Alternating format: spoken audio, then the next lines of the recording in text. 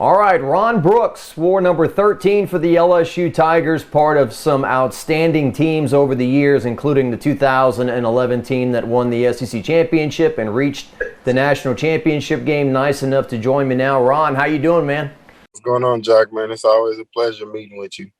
Oh, always a pleasure to chat with you, Ron. You seem like the easiest going guy out there. Is that you go with the flow type guy? Is that who you are? Definitely. I don't like to cause too much ruckus. Just do my thing and don't draw any attention to myself. I was thinking before you called in, I thought, well, if a college football team could have, was it 85 on scholarship, 85 Ron Brooks, and an NFL team would have 53 Ron Brooks, when the coach went to bed at night, he wouldn't have to worry about any of those 3 a.m., 4 a.m. phone calls. He could sleep well. I mean, I just always thought, and I still think, obviously, that you're not a high maintenance dude. You're just a good dude. I appreciate it. My parents always told me to make sure that whatever I did in life, to make sure that it reflected well on our family name, and never to do anything that I didn't want my kids to be able to Google and look back at and see me doing anything that I didn't want them to do. So that's one thing I really took from my parents, and I've ran with it and tried to really instill that in everything that I do. Well, look, the LSU team, they go to school Monday. So looking back on your days, when school started, was that kind of a relief that maybe the worst of the dog days of August were behind you, or is it, okay, now I got to juggle school and football? I think I can't speak for other guys that were playing, but I know for me it was kind of an exciting time because everybody comes back. Of course, you got more social interaction, and then football is getting ready to kick off, and for us that's probably our favorite time of the year is when we get ready to kick off. So. What do you remember about fall camp? And you played for Les Miles, so obviously there was a lot of headbanging going on out there, and the camps were not easy.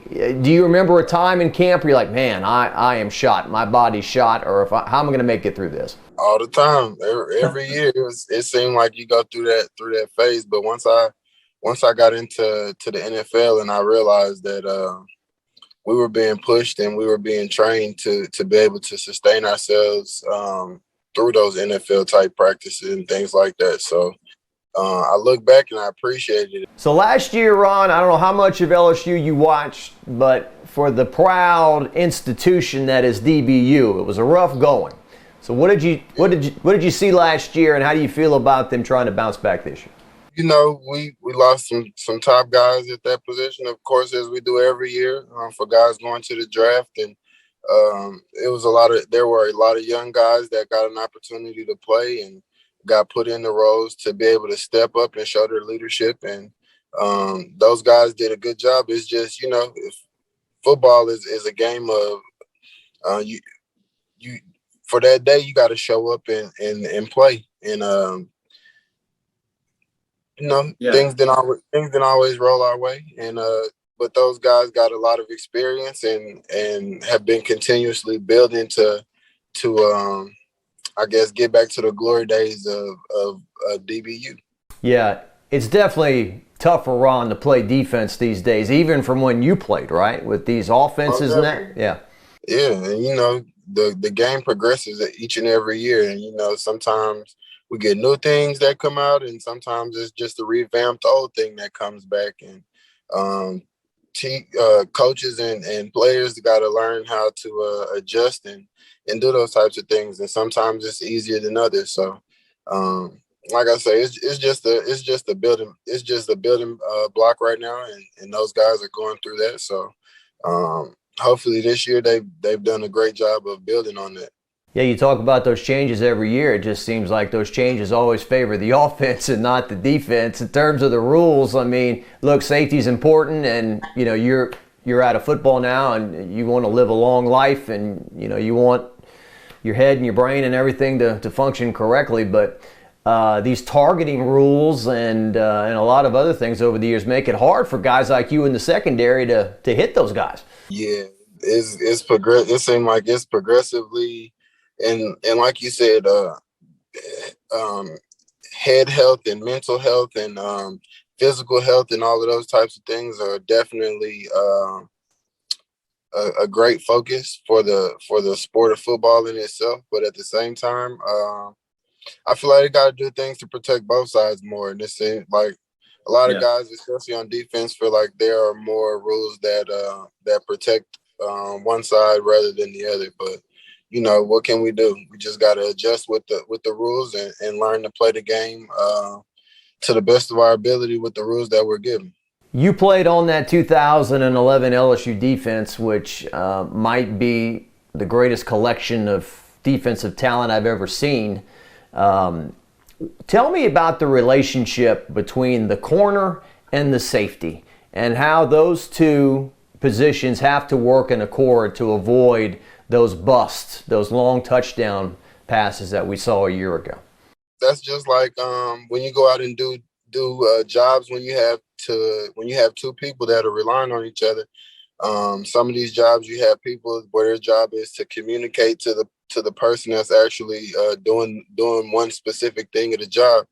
And I think that's a good analogy to use when it comes to the relationship between the corners and the safeties. Communication has to be on point, and then you kind of got to know the other person and how they operate. And then you gotta go from there, really. And the big thing of it is making sure the communication is on point, because you're taught from the beginning when you first learn the defense that if guys don't communicate, it's kind of left in the air and there's kind of an area of uncertainty.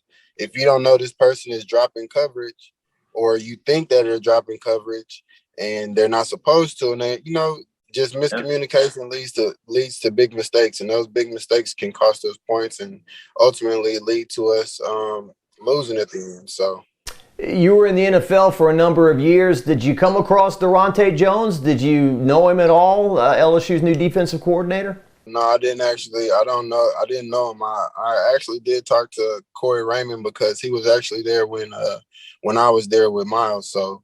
Now that he's been there the past few years, I've been talking to him, and he's been, telling me to come down and talk to the guys. And me being up in New Jersey is a little bit more difficult for me to travel with 5 kids and a wife, So hopefully I get a chance to do that soon and actually get back and see the DBs and talk to Raymond again in person. But Corey Raymond, who. As we know, he played at LSU back in the early 90s as a defensive back. I used to have a poster, Ron, it was in my room. It said, "It takes a thief." And it was kind of like Corey Raymond and all defensive backs. They were dressed up in tuxedos, I think. Kind of like a George Clooney heist type deal. And there was the SEC Championship in a glass case, and they were trying to, they were all trying to steal it. It takes a thief. Because I think, despite LSU struggles, their secondary was very good at the time. Quick footnote on the great Ron Brooks. I don't think there's anybody, well, there might be one person if it was just one interception, but every interception in your LSU career, you took back for a touchdown. 3 for 3, not too shabby. Yeah, I'm 3 for 3. It wasn't a big number, but every one I got a chance to take back, I ended up doing so. So that's one stat I've been proud of, Didn't get a chance to start a lot until my senior year, but I just tried to make it count, man. It was more of a team thing. I wasn't really big on my personal stats. As long as we won as a team and I went out there and had fun doing what I love to do, that was the most important thing to me. So, well, yeah, speak to that, because once again, maybe if you glance at your stats, it may not jump off the page. But obviously, the guys in the NFL were impressed. You were a 4th-round draft pick. You had a nice run in the league, made a nice living. I mean, certainly, I think you're a great example for a lot of young guys out there coming up who, even if they struggle that first year, want to hit that transfer portal or tap out or whatever. Talk to me about perseverance. Oh man, it's really a mind over matter type of situation. There were plenty of times where I felt like I wasn't getting an opportunity, or I was being overshadowed or overlooked. But at the end of the day, like I say, it was more about the team than myself. So I had to put my own personal selfish wants in the back and be a team first, and worry more so about the team than my personal stats. And some guys, Patrick Peterson and Morris Claiborne and all those guys that I played with back then. Those are some of those things that, they didn't necessarily have to worry about because of who they are. And they were coming into a big time school.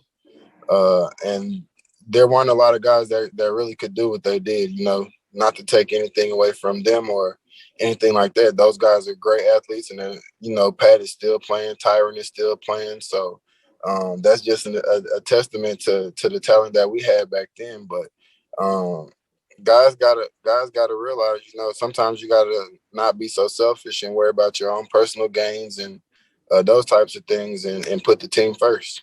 I mean, if you were a musician, Ron, you were in a super group, right? I mean, everybody on stage was a superstar. You had the Eric Reeds, the Mo Claibornes, the Tyrann Matthews in the secondary.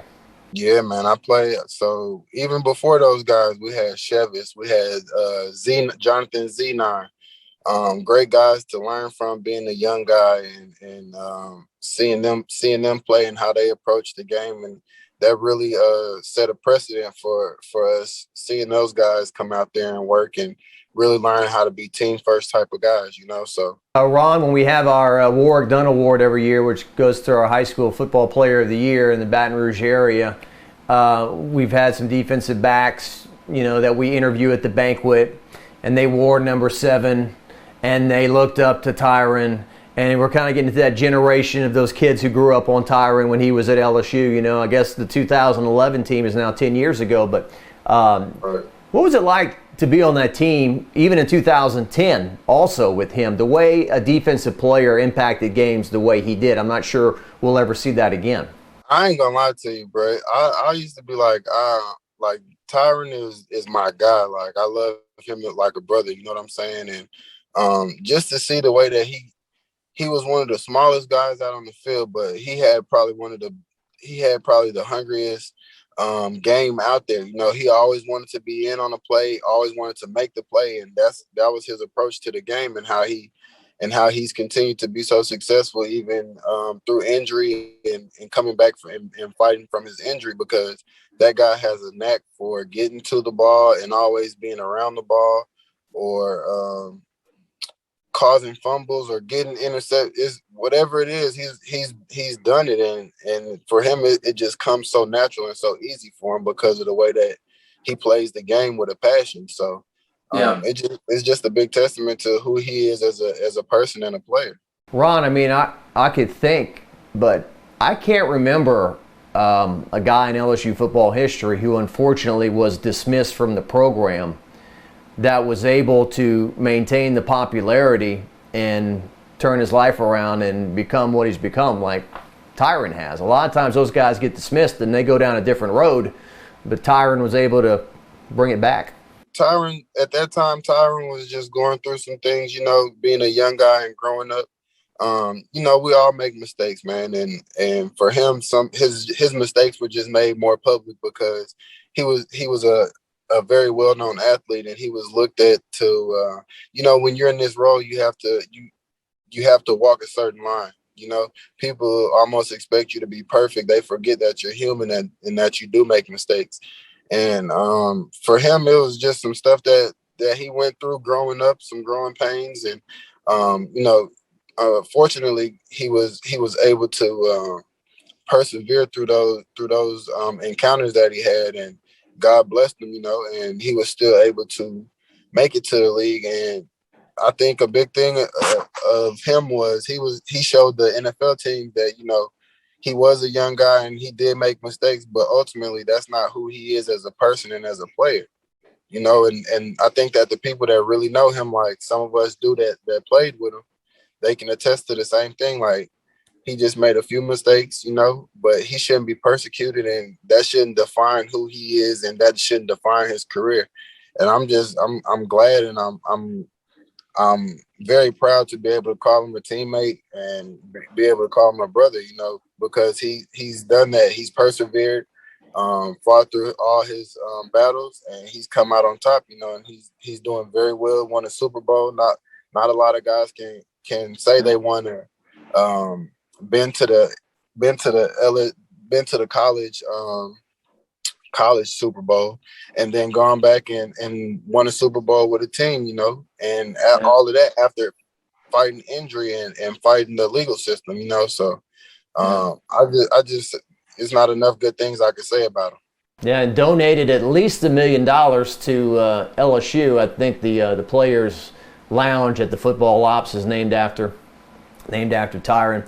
You know, you think about like me growing up in Louisiana and going to the games. I used to think, you know, what a dream it would be to run out of that tunnel and play for LSU football. But then you bring up things too when you're, you know, 18, 19, 20 years old. And especially like if you're a quarterback or Tyrann Mathieu, the pressure and everything on you.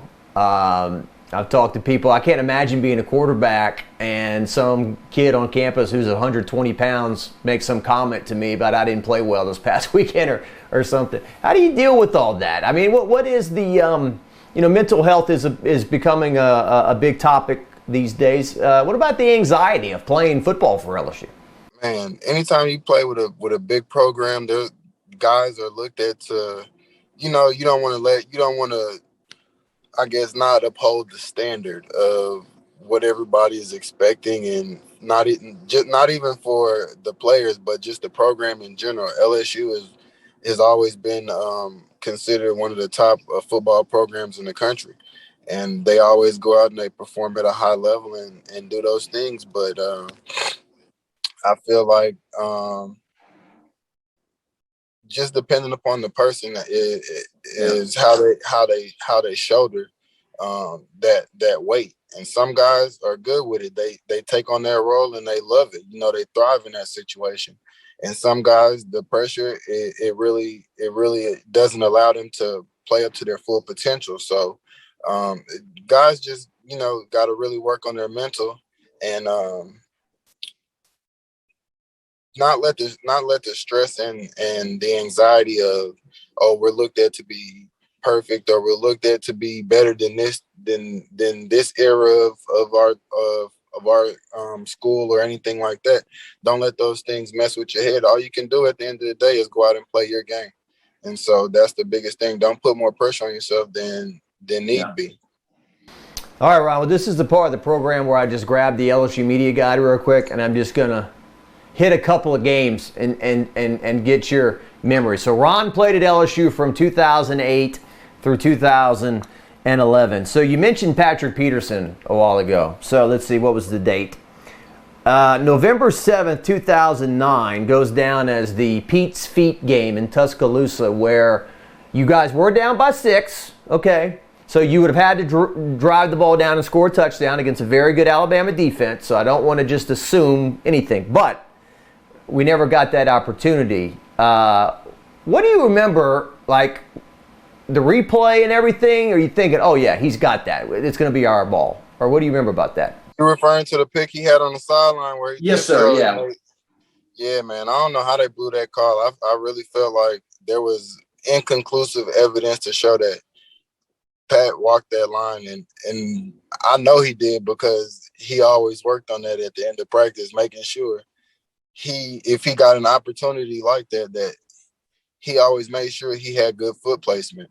And even just playing around at the end of practice or before the games, he would work on that. So I don't know how they messed that up or missed it, but he was in. It should have been our ball, and we should have gotten an opportunity to, you know, at least drive back and put ourselves in position to win. And Ron, I think everybody knows, but in college you only need 1 foot, not 2, and I think he got 2 in. He got 2, yeah, exactly. In 2010, I remember that season opener you guys played in Atlanta against North Carolina, and Patrick was running back kicks that day and just had a track meet. I mean, he ran so much he was cramping up by the end of the game. Yeah, man, that's the some of the symptoms of being a workhorse. You know what I'm saying? So he was good at everything he did, and just that day, we couldn't feed him enough water. We had to get him Pedialyte and all whatever else we could get him to keep him going. That was our hope. So some of the stuff you're giving your kids right now, right? It's same stuff. Exactly. 2011, you opened with that win over Oregon, and you were in Philadelphia, but you didn't play for Chip Kelly. He wasn't there when you were there. Nope, he wasn't. Yeah, but his offense at the time, he was regarded as one of the top coaches in all the country, certainly offensively, and he'll be going up against LSU in the season opener. He's a head coach at UCLA, obviously. Such a dominant effort. I know you guys prepared for Oregon for months, right, leading into that game, and their up-tempo offense and all the things they did. Yeah, funny story. So when I was playing here in Philly, Josh Huff was one of my teammates. You know, Josh Huff was one of those guys that get it done for Oregon, along with Kenyon Barner, who I also played with here in Philly. And I used to crack up with them about just about that game in general, because for us it was they like to get the ball out quick, and they like to run a lot of plays. And so for us that week, it was a lot of ripping and running us, doing they were exchanging guys off the sideline and doing a really quick tempo. So for us, it was a lot of working on hold on one second. Businessman, my business partner calling. Oh, that's all right. Yeah. It says, stop telling those old football stories, Ron. Get it. I'm trying to get some business taken care of today. But I talked to those guys a lot, man. And for them, they were worried about our defense, and for us, we were worried about the offense, because at that time, you know, Oregon ran 100 plays a game, you know, and that wasn't normal at the time.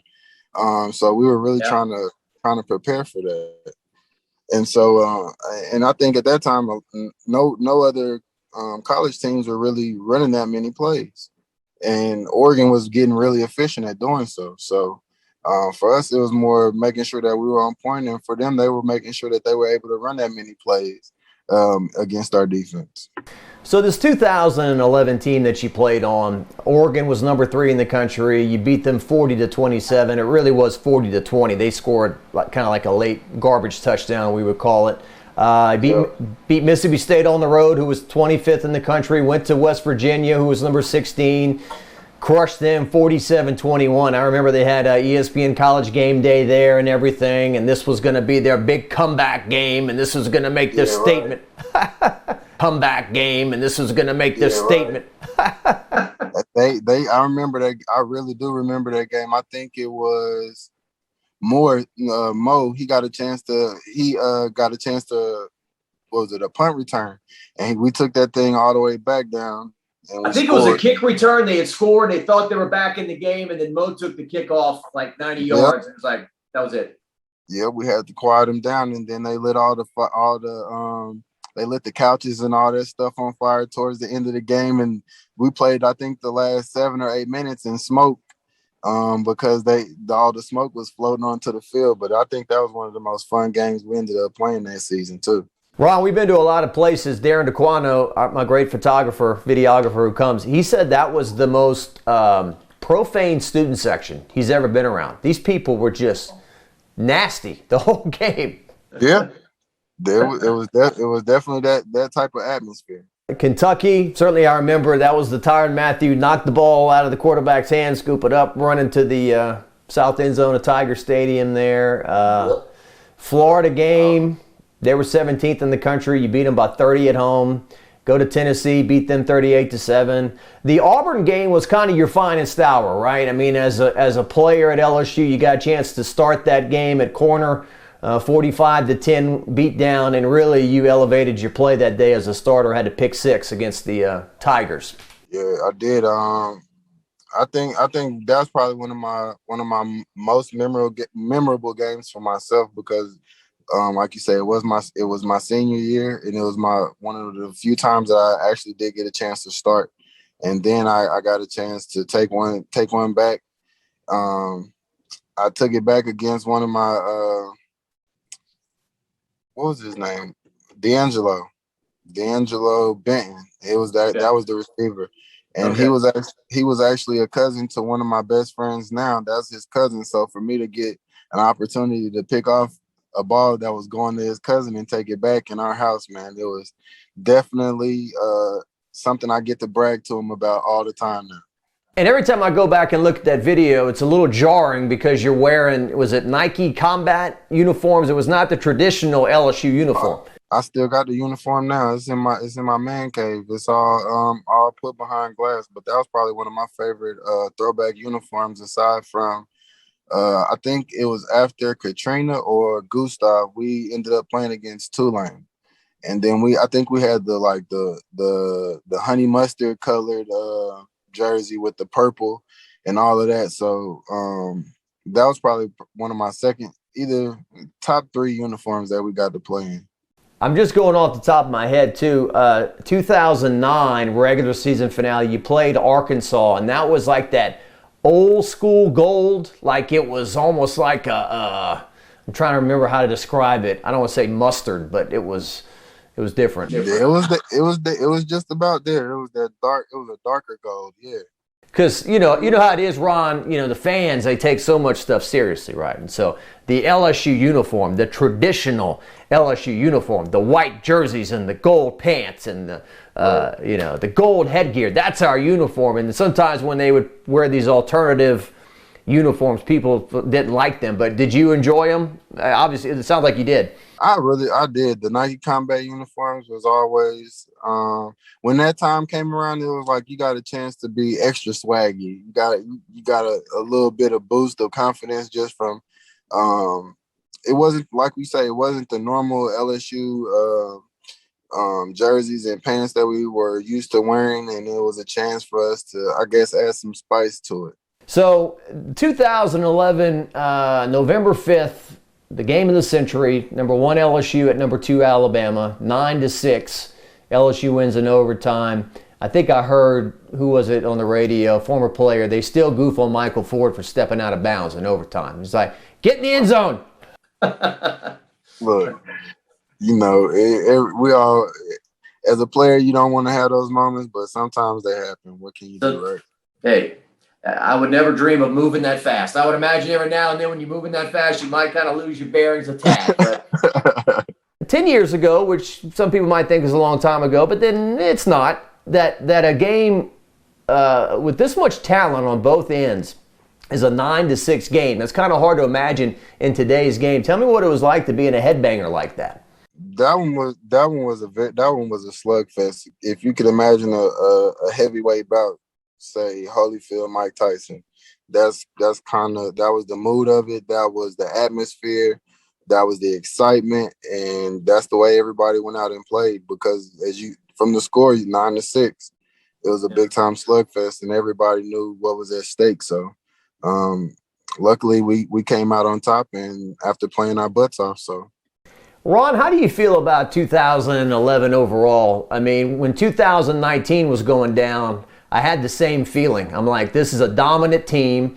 2019 dictated more by their offense. You guys were dictated by your defense, but still just kind of pounding people. And the 2019 team fell behind Clemson 17-7 in the Superdome. And I, for a moment, said, uh-oh, I hope this doesn't happen again. But, certainly I think if you don't play Alabama in the national championship game, contrary to what Mike Gundy says, I think you whip Oklahoma State or anybody else in the game. So just a great team. I would say still people say even though it didn't win a national championship, Les Miles' best team when he was at LSU. How do you reflect on 2011? I got there my first year in 2007, being a redshirt freshman and getting an opportunity just to even be around going to the national championship.